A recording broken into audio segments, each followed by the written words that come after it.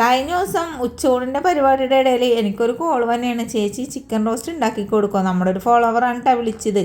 അപ്പം ഞാൻ പറഞ്ഞു അതിനെന്താ നമ്മൾ ഉണ്ടാക്കി തരാമല്ലോ എന്ന് പറഞ്ഞു. എത്ര പ്ലേറ്റാണ് വേണ്ടതെന്ന് വെച്ചാൽ പറഞ്ഞു, ചേച്ചി പ്ലേറ്റ് അല്ല, ഞങ്ങൾക്കൊരു 4 കോഴിയുടെ ചിക്കൻ റോസ്റ്റാണ് വേണ്ടതെന്ന് പറഞ്ഞു. അപ്പം നിങ്ങൾ കടയിൽ ഉണ്ടാക്കണം ആ കൂട്ടത്തിൽ ഉണ്ടാക്കണം, ഞങ്ങൾക്ക് സെപ്പറേറ്റ് ഉണ്ടാക്കി തന്നാൽ മതി, അതും വൈകുന്നേരത്തേക്കാണെന്ന് പറയും. അപ്പം ഞാൻ പറഞ്ഞു അതിനെന്ത് ഉണ്ടാക്കി തരാമല്ലോ എന്ന് പറഞ്ഞിട്ടാ. അവർക്കാണെങ്കിൽ ഒരു 5 മണിയാകുമ്പോഴേക്കും കറി റെഡിയായി കിട്ടണമെന്ന് പറഞ്ഞിട്ട്. അപ്പം ഞാൻ സത്യം പറഞ്ഞിട്ടുണ്ടെങ്കിൽ ഇനി വീഡിയോ കാണാൻ എല്ലാവരും എന്നെ ചീത്ത പറയല്ലേ കേട്ടോ. എന്താണെന്ന് വെച്ചാൽ പാത്രത്തിലൊക്കെ സ്പൂണ് കിടന്നു വെച്ചാൽ അതൊന്നും നോക്കിയില്ല, കൈ കൊണ്ട് തന്നെ ഞാൻ മുളക് പൊടി, മഞ്ഞൾപ്പൊടി, ചിക്കൻ മസാല, കുരുമുളക് പൊടി, ഉപ്പ്, കുറച്ച് വെള്ളം ഒഴിച്ചിട്ട് ഇതേ കുഴച്ചെടുത്തിട്ടുണ്ട്. എല്ലാവരും എന്നോടൊന്ന് ക്ഷമിച്ചേക്ക്. എന്നിട്ട് നമ്മളിതേ 4 ചിക്കൻ അങ്ങോട്ട് മേടിച്ച് കഴുകി വൃത്തിയാക്കിയത് ഇതിലേക്ക് ഇട്ട് കൊടുത്തിട്ടുണ്ട്. അപ്പോൾ നമ്മളിതിൽ ഇഞ്ചി വെളുത്തുള്ളി പേസ്റ്റ് ഒന്നും ഇട്ടിട്ടില്ല കേട്ടോ. എന്നിട്ട് നമുക്കിതെല്ലാം കൂടി കുഴച്ചെടുക്കും. നോക്കുമ്പോഴേ പാത്രം ചെറുതായി പോയിടോ. പിന്നെ ഞാൻ എന്ത് ചെയ്തെന്ന് പറയാം, വേറെ വലിയൊരു പാത്രം എടുത്തിട്ട് താഴെ ഇരുന്ന് നന്നായിട്ട് അങ്ങോട്ട് കുഴച്ച് മറിച്ചതേ എടുത്തിട്ടുണ്ട്. ഞാനിത് റെസ്റ്റ് ചെയ്യാനൊന്നും വെക്കണമൊന്നുമില്ല കേട്ടോ, കാണുമെന്ന് വെച്ചാൽ സമയമില്ല, അതുകൊണ്ടിട്ടാണ്.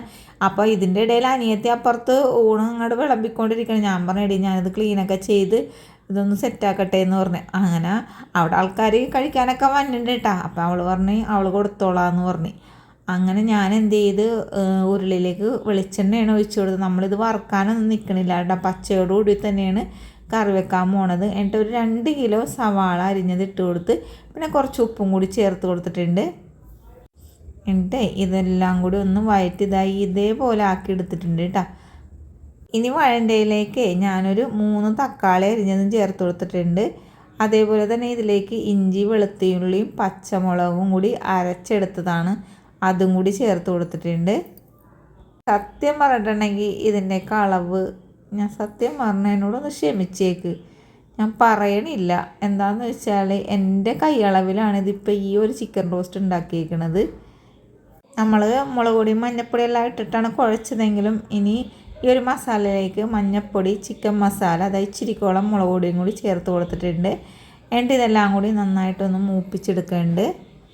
ഇതിൻ്റെ ഇടയിൽ കുറച്ച് വെളിച്ചെണ്ണയുടെ കുറവുണ്ടായിരുന്നു, അപ്പം ഞാൻ ഇച്ചിരി വെളിച്ചെണ്ണയും കൂടി ഇതിലേക്ക് ചേർത്ത് കൊടുത്തിട്ടുണ്ട്. ഇനി ആ വെളിച്ചെണ്ണ ഒഴിക്കണമെന്നും കാണിക്കണ്ടല്ലോ, നിങ്ങളോട് കാര്യം പറഞ്ഞാൽ മനസ്സിലാവുമല്ലോ എന്ന് ഓർത്തിട്ടാണ്. എന്നിട്ട് ഇതെല്ലാം മൂപ്പിച്ചെടുത്തതിന് ശേഷം നമ്മൾ കുഴച്ച് വെച്ചേക്കണ ചിക്കനില്ലേ അതും കൂടി ചേർത്ത് കൊടുത്തിട്ടുണ്ട്. ചിക്കനൊക്കെ ഫ്രൈ ചെയ്ത് ഉണ്ടാക്കണ വീഡിയോയും അല്ലാത്ത ഉണ്ടാക്കണ വീഡിയോ ഒക്കെ ഞാൻ നേരത്തെ തന്നെ അപ്ലോഡ് ചെയ്തിട്ടുണ്ട്, കാണാത്തവർ കാണുക.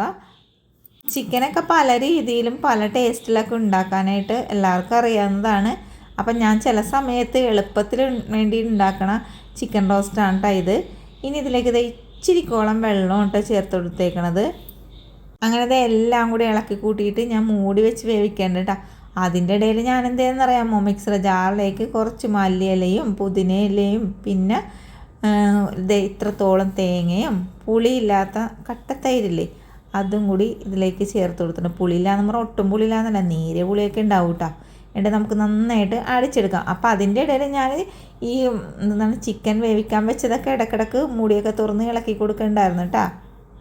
ഇനി നമുക്ക് അരച്ച് വെച്ചേക്കണ ആ മിക്സില്ലേ അതും പിന്നെ ഞാൻ കുറച്ച് ഗരം മസാല പൊടിച്ചിട്ടുണ്ടായിരുന്നേ, അതിൽ നിന്ന് കുറച്ചിട്ട് കൊടുത്ത് കുറച്ച് ലാസ്റ്റ് ഇറക്കണ സമയത്ത് ഇട്ട് കൊടുക്കാമെന്ന് വിചാരിച്ച്. എന്നിട്ട് എല്ലാം കൂടി ഒന്നും കൂടി ഇളക്കി കൂട്ടിയതിന് ശേഷം അപ്പോഴത്തത് അയ്യോ ഇച്ചിരിക്കോളം പഞ്ചസാര ഇട്ടിട്ടുണ്ടെങ്കിൽ പിന്നെ ടേസ്റ്റ് ഉണ്ടാവില്ല.